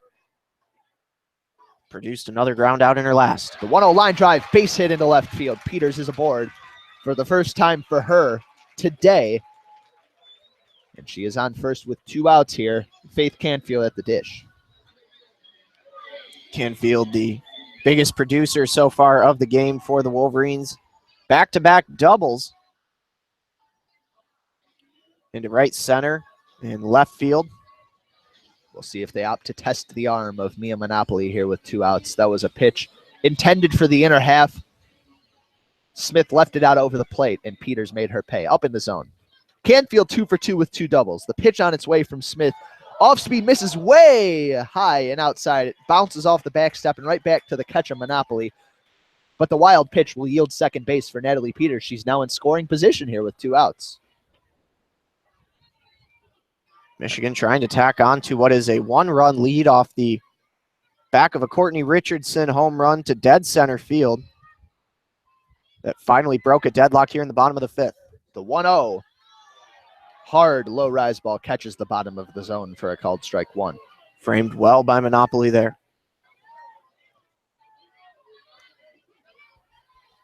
The infield and outfield straight away on Faith Canfield, maybe deep and toward the sides of the infield, up the middle. The 1-1 on its way, swinging a ground ball back up the middle, off the boot of Sorensen and into shallow center field. Peters is going to score on the error. It was a tough play. She was ranging to her right, would have had to be quick to beat the speedy Canfield, but that's one she's got to be able to knock down. Michigan takes advantage of the mistake, and they double their lead. They are now up 2-0. Michigan had 2 errors in this game against them, and now Penn State tacking on an error in their column. It had been a 0. It will now be a 1. I'll tell you, they would have blown that play dead in the NBA as a kick ball. As it stands, the run will count for the Wolverines. That play not blown dead until it got back to the pitcher in the circle. That's going to bring up Kelly Christner. And it looks like they've scored that one a single for Faith Canfield. First pitch, curveball misses off the plate inside for ball 1. And I don't completely disagree. Yeah, it would have been a close play. I think the run scored thanks to an error by the second baseman Sorensen. So, maybe not a deserved RBI in that case for Faith Canfield, but it would have been a really tough play to get her at first. The 1-0 to Christner, off speed, misses low for ball 2. Monopoly dropped it, but picked it up before Canfield could scamper down to second. So the count 2-0 on Kelly Christner. 2 outs, a runner on first in Faith Canfield in the bottom of the 5th. Pitch on the way from Smith. Christner twists out of the way. It's up and in. And the count moves to 3-0 on the Michigan senior outfielder. Getting 0 for 1 with a sac bunt. Call that a little chin music in the biz. Brought up and inside. Kelly Christner twisting away. Christner will likely be taking all the way. Yes, she will. The 3-0 pitch on the way. Called strike inside corner. The crowd didn't like it, but Christner did her best to sell that call. That's all right. Number 1, Jessica Cummings heading out to the Penn State bullpen to warm up. We'll see if she is the first pitcher called upon if Smith can't get out of this jam. The count 3-1. She winds and delivers. Christner swings and rips one foul, almost hitting the foot of the on-deck hitter, Aiden Falk, way out in front. The count runs full. Kelly Christner, a chance to advance this rally for the Wolverines. Already a crooked number in the frame thanks to a home run to left center from Courtney Richardson and an RBI from Faith Canfield. The payoff pitch called, strike 3. Kelly Christner goes down looking. Anticlimactic. Perhaps, though I guess pretty climactic if you're Maddie Smith. A good backdoor breaking ball, and Christner taking a pitch a little too close to take with 2 strikes in that situation. But as it stands, Michigan does tally 2. They'll take a 2-0 lead into the top of the 6th inning. It is a tenuous lead in the grand scheme of softball, but the way Megan Betts is going so far, it may be all they need. Betts at 13 Ks on the day, headed into the top of the 6th, has given up just 2 hits to the Penn State Nittany Lions. Michigan, again, has had 2 errors against them as well. So I think the scorebook has credited Faith Canfield with an RBI. Little friendly home scorekeeping. I don't think anybody's really going to object to that. I mean, I would if I were being objective about the whole thing, but would have been a tough play. And they can definitely hear us as we broadcast, so I've got to keep my tongue tied. It'll be Molly Sorensen, followed by Christina Brackpool and Shelby Miller, the 2-3-4 hitters in this Penn State lineup to start the top of the 6th. The Nittany Lions only 2 hits, 13 strikeouts against Megan Betts today. And that's about the norm, no? About what you'd expect, given how Megan Betts has been going lately. 30 combined strikeouts in 2 outings against Kent State. Threw an immaculate inning in a relief performance against Eastern Michigan on Wednesday. Her workload limited in the midweek frames, probably to maybe minimize some of the toll on her back as well as get her ready for this weekend, but she has come out guns a-blazing. On a beautiful evening in Ann Arbor. Sorensen, the lefty, 0 for 2 today. The first pitch from Betts, a bunted, popped up out of the range of Katie Alexander, the catcher. It'll fall foul for strike 1. Penn State has not been successful with their bunts today. Bad technique. Every single bunt attempt that we've seen has pretty much been underneath and popped up foul behind the plate. The 0-1 on its way to Sorensen, the slapper. She swings and taps one foul behind home plate. The wind is blowing vigorously as ever. Out into center field and perhaps a bit to right field as well. Sorensen, not the type of player you would expect would take advantage of that jet stream up in the air. No home runs on the season for the junior. The 0-2 on its way from Megan Betts, a swing and a pop-up left side. Should stay. No, it bounces off the screen. Side fence. Wasn't going to stay in play, but wasn't going to be playable for any of the Michigan fielders. The count remains 0-2. Good spoil there from Sorensen on a pitch up in the zone. Sorensen, 6 walks, 11 strikeouts, and 83 at-bats on the season. The infield in, the outfield shaded toward left center. A big right center field gap for the lefty, Molly Sorensen. Haven't seen her really get the chance to pull the ball. Her lone contact in play she's hit today has been a ground out over to Monty. Betts gets the sign. The 0-2 on its way, swinging a foul left side. Head coach Amy Lahotek of the Nittany Lions puts her hands over her head and ducks out of the way, although that one far away from any danger. It almost took out the camera guy. It did. Not a great read from from Penn State softball coach. I'd like to think Hutch would have caught it. 0-2 the count on Sorensen, even though it would have been a real tough play for her. Bare hand. Bare hand, of course. On its way, swinging a rocket toward the right side, gloved on one hop, on the backhand by Tara Blanco. She trots over, steps on the bag for the first out of the inning. The crowd applauds. A fine defensive flash of the leather from Tara Blanco.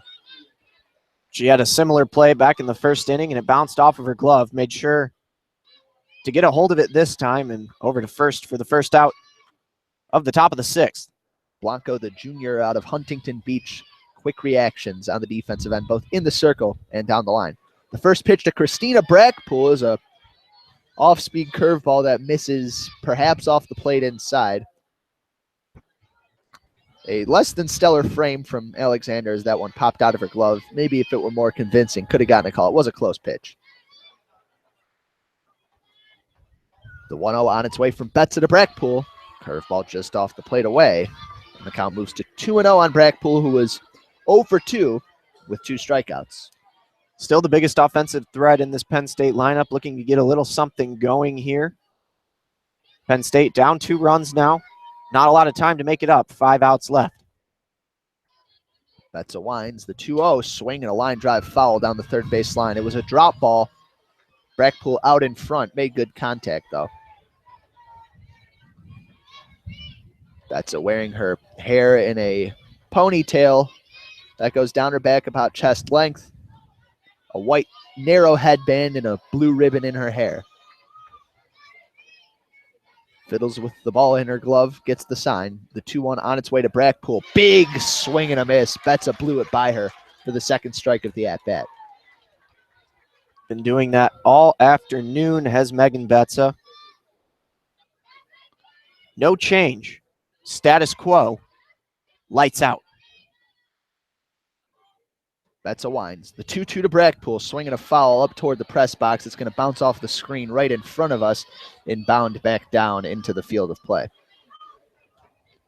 You were ready, JP. We got the window open up here, at least on your side. I got my foul ball for my broadcasting lifetime last year at Penn State. Got it in the window. You'll never need it again. No, I'm good. I got my 1 foul ball. I'm good. Betza shaking him off, shaking off a couple signs. Now winds. The 2-2, swinging a foul back to the screen. She tried to climb the ladder with the rise ball, and Brackpool just barely able to keep up. Not that it's different at any other venue, but they didn't let me keep it, which I was bitterly disappointed about and still am, if I'm being honest. It'd be a nice souvenir. Maybe you could get it signed by the random Northwestern player who hit it into that press box. Things I think about at night. The 2-2 yet again, swinging a chopper over toward third. A leaping grab from Montemurano. She collects herself and fires over to Tara Blanco at first base. Brackpool not too quick getting down the line. She is retired by a step. Snagged that one with almost a jumping jack. Yes, sir, down to first base. Monty ever consistent with the ropes across the diamond. 2 outs in the inning, and that's going to bring up Shelby Miller. The lefty third baseman 0 for 1 with a strikeout and a walk. A home run would complete the 3 true outcome cycle. The first pitch on its way from Betza. Swing, a check swing, and a pop-up foul over the screen, over the grandstand, and onto the camera deck. They're really trying to take out the cameramen around. But their target practice has gone about as well as their bunting has today. The count 0-1 now on Miller, the lefty. Stands toward the back of the box. Betza rocks back. The 0-1 on its way. Curveball off the plate away for ball 1. The flag in center field now billowing lazily. The wind has calmed ever so slightly. Fans have continued to trickle into Alumni Field since the beginning of this game. And why not? Feels like a late spring night. The 1-1, swinging a rocket foul down the first base line. A hard worm burner off the bat of Miller. Ahead on the drop ball, and the count moves to 1-2. Betza continuing to shake it up every single pitch. Change the speeds, the eye levels, something she is so good at. And it leads to the incredible production that she has put out so far today. Betza gets the sign from Katie Alexander. The 1-2 on its way. Rise ball misses high. I love the reaction of the Michigan defense. Every time Betza comes near the strike zone, they all make that little start toward the dugout. They're just assuming they're ready, that she's going to zip it in there for strike 3. Stay woke. 2-2, 2 outs, nobody on. Top of the 6th. Shelby Miller awaits. The pitch on its way. Swing and a miss. She goes down on strikes. Number 14 for Megan Betza through 6 innings. And Michigan holds on to a 2-0 lead as we head into the bottom of the 6th here at Alumni Field. She's got 2 for you for every single day of the week, Morris. 14 Ks on the day. Megan Betza continues to roll, and the Wolverines up 2 headed into the bottom of the 6th. primed for an opening Big Ten play victory if this score holds. And this is pretty typical of the Wolverines. If you look at their weekend against Kent State, the offense moribund against Ronnie Ladinas and the Golden Flashes, only scoring 2 unearned runs in Betts' first outing, in which, oh yeah, she threw a no-hitter with 17 strikeouts, a career high. Just a no-hitter. Yeah, one of those 4 that she's thrown in her career. Tara Blanco took the circle next outing, and the Wolverines went crazy, an 11-3 run rule victory. Megan Betts comes in for the finale, the rubber match. The offense only scores 3 runs behind her. It's another complete game shutout. Only 13 strikeouts in that one. Betts is going to need to strike out the side in the top of the 7th if she is going to equal her career high in strikeouts. Oh, don't put it past her now. Hey, a drop third strike too, and she could get 4 in an inning. It's still within the realm of possibility that she gets to 18. Albeit not likely given how firm Katie Alexander has been behind the plate as a backstop. I'll tell you what, Mo, I've got an 18 call ready if it happens, in the very small chance that it happens. We're going to see it before the end of the year. It's just a matter of whether you're on that call. Well, if it doesn't, I'll pocket it. Maddie Smith still in the circle against Aiden Falk, who swings and skies the first pitch down the third base line. A long run, and Tony Polk, the shortstop, going to let that one fall just out of her reach in foul ground. Just a bit too slow into foul territory. Falk seeing the ball real well lately. A line drive that caught Tony Polk, the shortstop, in her last at-bat. Tough luck she got robbed of a base hit back in the bottom of the 4th. The 0-1, big swing and a miss. Falk chased one up and out of the zone, and the count runs to 0-2 on the Michigan junior lefty designated player. Yet to get some big offensive production here. Ground out in her first at bat. Line out in her second. The 0-2, fastball, rise ball, misses high for ball 1. Aiden Falk, the team leader in strikeouts at the plate this year. Also, the second fewest walks of anyone in this lineup. It's a ratio that has been pretty consistent throughout her career. She's a free swinger. The 1-2 on its way. She swings and misses at a rise ball up and out of the zone. Chase the cheddar. It can be oh so appealing. And she went back hungry. Falk down on strikes for the first out of the inning here in the bottom of the 6th. That's going to bring up Tara Blanco, 0 for 1 with a ground out back to Smith and a walk in her 2 plate appearances today.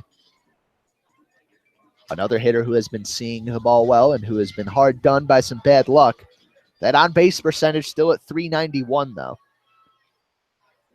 Smith winds the first pitch, off-speed called strike outside corner. That's a beautiful spot to get ahead in the count against Tara Blanco. Blanco still trying to bump that average. Hovering just above 200. She knows she has the offensive production in her, just trying to realize it.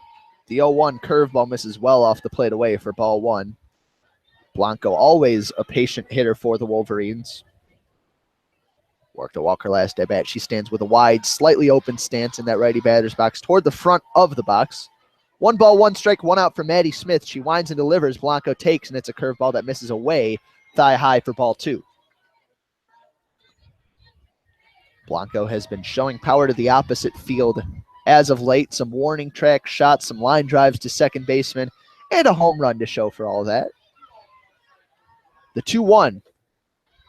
Curveball misses high and a bit tight, and the count runs to 3-1 on Tara Blanco. And it's frustrating to see her slugging percentage and batting average as they are, but if she's drawing 2 walks a game, that's productive stuff.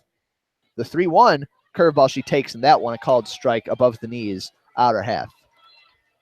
And if she does, in fact, walk here, she will tie for the team lead in walks with Kelly Christner.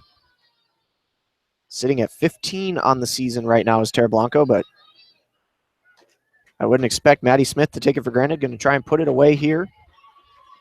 The 3-2 way high and outside off the glove of the catcher. Monopoly and back to the backstop. Blanco down at first base with her second walk in as many at-bats in a row. So 1 on 1 out for Abby Ramirez, and we will see a pinch runner at first base. It's Nikki Wald. And that just means we get to listen to the best walk-up song at Alumni Field just a bit longer. A little Gasolina for Abby Ramirez. That piece of art from Daddy Yankee. It will not change. Piece of art is darn tootin'. Darn tootin' is darn tootin', JP. Darn tootin'. It's been that kind of a day. Ramirez 0 for 2. A line out to the third baseman and a ground out to Tony Polk at shortstop in her 2 at-bats. Michigan yet to attempt a stolen base. They've been remarkably successful this season swiping bags. First pitch to Ramirez up and in, hits her on the leg, and she'll head down to first base with a 1-out hit by pitch. And Maddie Smith fast approaching the end of her leash out there in the circle, I would imagine, with Lindsey Montemarano poised to step into the righty batter's box. 2 on, 1 out, bottom of the 6th. Smith started off the game not doing any damage to herself, but has started to walk some hitters lately, let that pitch get away from her to Ramirez, who wisely just let it plunk her in the meaty part of her front leg. And Monty at the plate, 0 for 2 today. The first pitch, curveball misses high and outside for ball 1. Michigan not content with just the 2-run lead, trying to tack it on. Here in the bottom of the 6th, Penn State will be back down to their last 3 outs once the Wolverines are done here in the bottom half. The 1-0 on its way, Monty takes, and that rise ball catches the bottom of the zone for a called strike 1. Monty a pop out to second and a ground out to short in her 2 plate appearances. Average down to 286 on the season. She's hitting .429 with runners on base. Blistering. .500 with runners in scoring position. The 1-1 off-speed pitch dips low for ball 2. Michigan 1 for 6 with runners on as a team today. 1 for 5 with them in scoring position. Penn State 0 for 8 with runners on and 0 for 1 with runners in scoring position. Not that they've had that many chances. Doesn't seem like we're going to see a pitching change here, but there is a circle meeting going on. Carol Hutchins having a quick word with Lindsey Montemarano on the third base line as well. Not often you see a pitching change mid-at-bat, and that is not what we're going to see here either. The wind has picked up yet again. Montemarano on the season. She's known as being a bit of a doubles hitter, but of her 16 hits, only 3 have gone for extra bases. Plenty of line drives, especially to that left side. She can turn on one in a hurry. Smith back in the circle. The 2-1. She squares the bunt, pulls back. It's a double steal, and both runners will move up. It's a called strike on the play, but heads up stuff from Carol Hutchins, taking advantage of a sleeping Nittany Lion team. Steal's so nice, they did it twice. In alumni, the mighty alumni, the Lions slept on that play. 2-2 with 2 on and 1 out here in the bottom of the 6th. The pitch on the way, Monty takes, and the off-speed pitch ducks down low for ball 3. Now I just really want to sing that.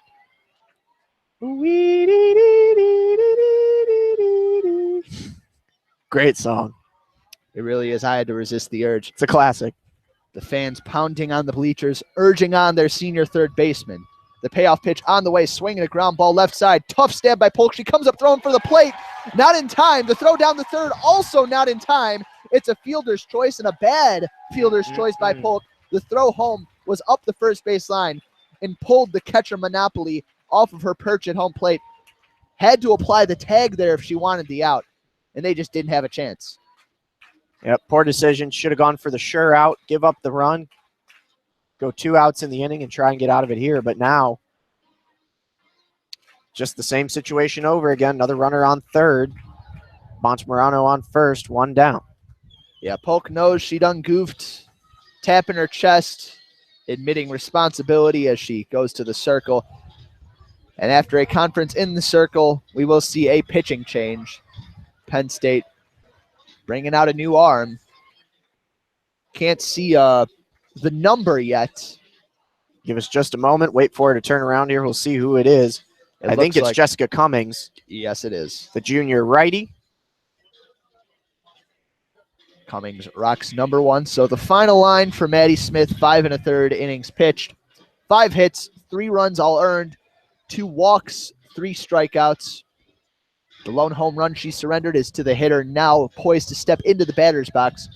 It is Courtney Richardson at the plate now with runners on first and third, both of whom Maddie Smith is responsible for. Cummings a little bit errant on some of her warm-up pitches. Wears her hair in a long braided blonde ponytail, almost waist length. She'll throw from the right side. From what I can tell, she has a drop ball that is more pronounced than anything Maddie Smith was throwing out there. Are you trying to get me to dance with you, JP? It's to the whoop. There it is. So Richardson, kind of out of nowhere, a solo home run to get the Michigan offense going. And ever since it's cooking. Ever since it's been cooking, yeah, Maddie Smith has appeared a bit rattled. And what struck me about that swing from Richardson, the reason I didn't necessarily think it was gone off the bat. Well, first of all, it caught the wind. Second of all, it was really effortless stuff. She just met the ball where it was, skied it, and got so much power on it that she was able to use the wind and get it out of the deepest part of the ballpark. So C. Rich looking to build on that against Jessica Cummings, who is coming in with a 5.16 ERA in 19 innings pitched. The first pitch she takes, breaking ball low and away, gets away from the catcher Monopoly, and Lindsay Montemarano scampers down to second base. So the double play canceled out. Runners at second and third, still one out here in the bottom of the sixth. Cummings just trying to do enough here to get her team to the top of the seventh, down 3. And Monty's gotten enough cardio in getting down to second. Now she is replaced by a pinch runner, Thais Gonzalez. And Courtney Richardson, a prime opportunity to drive in 2 speedy runners with Gonzalez at second and Ramirez down at third base. 1-0 the count. Katie Alexander awaits on deck. Cummings gets the sign from Monopoly. The 1-0, big swing and a miss, off-speed pitch. Pulled the string. It was up in the zone, but Richardson thinking dead red on that fastball. Trying to pick up where she left off at the plate last time. Perhaps even a little bit more comfortable now sitting up 3. A wide stance, the 1-1. Curveball dips down and away for ball 2 on Courtney Richardson. It seems that breaking ball from Cummings, she can spin it with different velocities, but it's got a consistent downward dip. Haven't seen her come in with a riser or anything flat yet. The 2-1, swing and a miss. There's the riser up in the zone, and Richardson chasing whole hog. The count moves to 2-2. Courtney Richardson stands with a wide stance in the righty batter's box. She's hitting .227 on the year, 2 home runs. And we've seen both of them. The first one in Florida, the second one here today. Both of them barely got out as well. That's true. There was a play to be made on that ball that was hit back in the bottom of the 5th inning for Richardson. Yeah, center fielder Ziegler just didn't have enough room there, but could have been a web gem.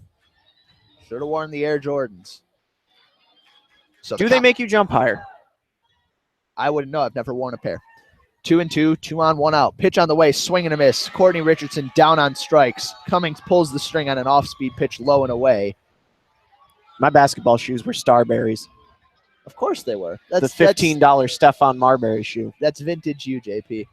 That's going to bring up Katie Alexander. 0 for 2 with a fly out to the warning track and a strikeout swinging. She'll have to adjust to a new look in the circle.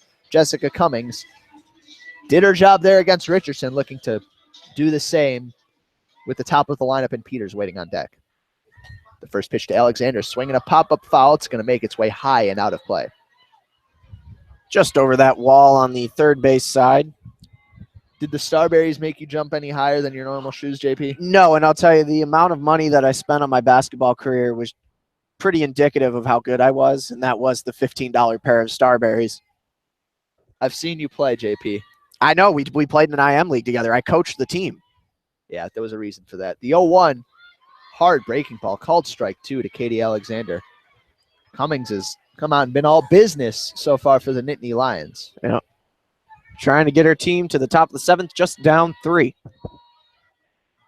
Runners still on second and third, 2 outs. Alexander will have to shorten it up with 2 strikes. Pitch on the way, swing and a miss. Katie Alexander down on strike. So Cummings comes in and gets 2 swinging Ks from the 8 and 9 hitters in the Wolverines order. They fail to capitalize on that opportunity with 2 on and 1 out. However, they do add 1 more run to their total. The Wolverines lead this one 3-0 heading into the top of the 7th. Megan Betza out into the circle, looking to close off another cartoonish, just The stat absurd line. performance. Yep.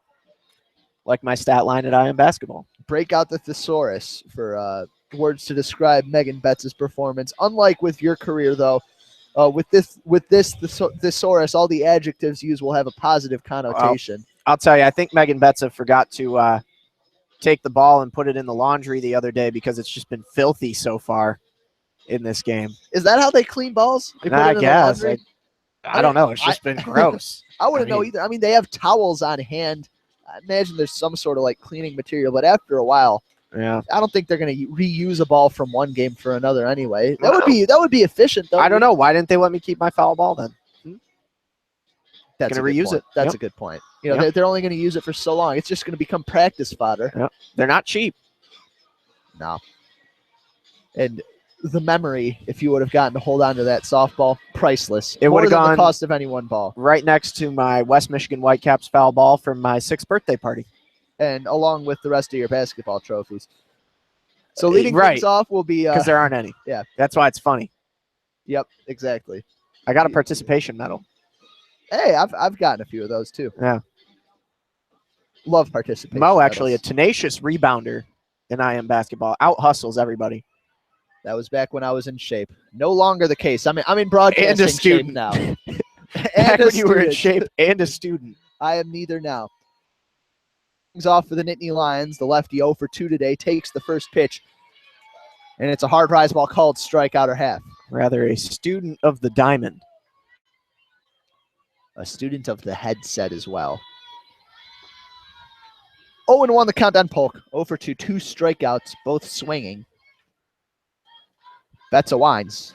The 0-1 swinging a pop-up left side. Should be playable for the left fielder Richardson. She comes on, uses 2 hands, and collects. So Polk puts one in play, but goes down via a fly out to left field for the first out here in the top of the 7th.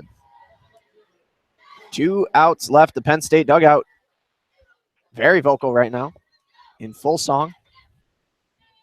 Probably in denial of what's happened to their very lineup in front of them. Tori Du Bois at the plate. 1 for 2 on the day. A single and a strikeout looking. Swings and misses right through the first pitch. A meat cut at a hard curveball on the outer half. Betza's been incredible.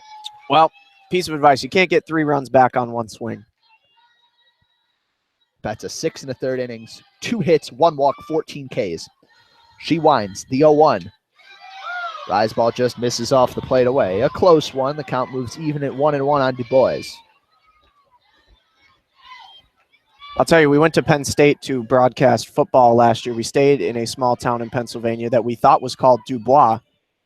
We were brutally mistaken when the Best Western employee let us know it was, in fact, Du Bois. I'm glad you have a memory for that kind of stuff. That's what makes you great in color, JP, because I don't remember any of that. You weren't on that Penn State trip, I don't believe. Penn football State trip. football. Yeah. I was thinking of our trip down to the Big Ten tourney last year. No, we drove right into State College for that one. We stayed at the Days Inn right in downtown. That we did. Where I got an egg for $7. The 1-1 curveball misses low and away for ball 2. Yeah, that was 1 egg. That was half an egg. Not fairly priced. No. Days Inn, State College. At least they went back and got you more egg. Yeah. Found another half an egg. JP still bitter. The 2-1 on its way, swinging a foul above the screen and out of play. Well, little did we know that was going to turn out to be quite an adventurous day in which I was going to need all the protein I could get. Later spending 14 hours at the ballpark. Bummer how that one ended. Michigan will have a chance to avenge that in this year's tournament, though. At home. 2-2 the count. Betza winds, delivers, swinging a pop-up shallow center field. Christner, a long run. Thought about laying out instead. Knocks it down. It trickles away. Canfield picks it up. Fires to second. It's not in time. Christner, an error in judgment. Canfield, if she had picked it up cleanly with the bare hand the first time she tried at it, might have had a shot at Du Bois at second base. Instead, she's in at second. Probably a single and an error. Like you said, Christner was indecisive about whether or not to dive for that thing in center field, but instead stayed upright, but didn't quite get in front of it well enough, came up and winged her in the shoulder and bounced away. Yeah, good job to at least block it with her body, prevent it from trickling by her out toward the wall. Peters was there backing up on the play as well. So Du Bois down at second, a runner in scoring position with 2 outs remaining for the Nittany Lions here in the top of the 7th. Delaney Elling, the freshman at the plate. She holds the bat out in front, angled high. The first pitch, curveball misses low and in for ball 1. Elling 0 for 2, reached on an error and struck out in her 2 plate appearances. Betza gets a new ball, looks into the dugout, checks her armband on her left forearm, and steps back onto the rubber. Hops about, twists. The 1-0 swing and a soft line drive, glove by Montemurano. She throws down to second, and it's not in time. Aye. Savvy base running by Tori Du Bois to get back there. Good snag from Montemurano and solid presence of mind to both throw down to second from Monty and the savvy of Canfield to be tracking towards second and covering instantly. But Tori Du Bois did what you're supposed to do on a line drive. You freeze, you make a judgment. You don't start running toward that next base until you know where it's fallen. Good job accounting for where the defenders were. That brings up Mia Monopoly. The first pitch on its way, drops low. Monopoly trying to get her team on the board here in the top of the 7th.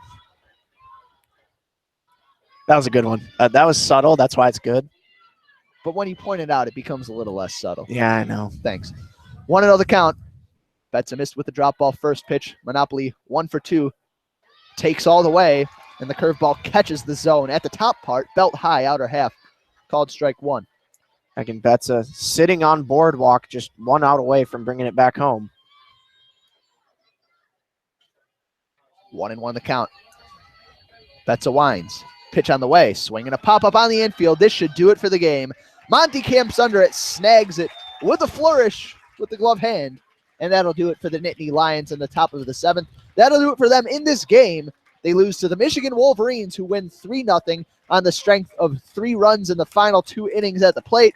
Megan Betza goes the distance, 7 innings, 3 hits, 1 walk, 14 strikeouts, none in the final frame, though. And that'll be a Big Ten play opening win for the Michigan Wolverines, getting off on the right foot here at Alumni Field. They'll have 2 more chances this weekend, tomorrow and Sunday, against this Penn State team. And it all started in the circle with Megan Betza, and then a quick offensive spark from Courtney Richardson in the bottom of the 5th. Spewed a little bit of offensive production, and then the Wolverines carried it home 3-0. That's the story of the day. This Peach and the Beach rotation has been so solid. I'm going to keep stressing that until it sticks. It's not bad. It's been so good for the Wolverines this season, and Betza continued their sparkling performance. Her other half, Tara Blanco, probably going to start the first game tomorrow. Betza will probably get a chance to close it out on Sunday if those games get played as planned. But for today, that's all we have for you. Any final thoughts, JP? Who's your player of the game for the Wolverines? Non-Megan Betza edition. I'll give it to Faith Canfield, actually, for getting 2 doubles on the game. Didn't actually wind up being a major factor in the Wolverines' scoring production, but still a fine game at the plate for Faith Canfield, and the Wolverines eventually coming around at the plate in turn, 3-0. Canfield, 3 out of the Wolverines' 5 hits on the game. A good choice, and I would agree. But, Megan Betza, the player of the game ultimately. But, it's kind of like the LeBron effect or something. She's going to win that so often that sometimes you just kind of get bored and got to give it to someone else.